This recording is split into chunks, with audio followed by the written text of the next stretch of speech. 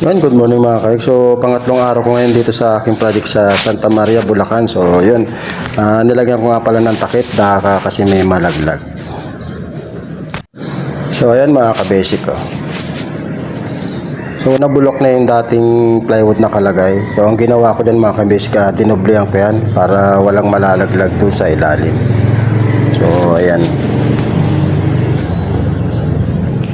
Nakikita nyo mga ka-basic ko, halos wala kang makikita ang ano dyan.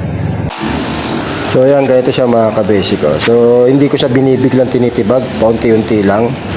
So pag nakatibag na ako, kunin ko siya lahat, paunti-unti lang mga ka-basic. Kailangan mo lang talaga ng tiyaga. Kailangan mo rin ng pag-iingat para walang malaglag dun sa loob. So ayan, basic lang. Lay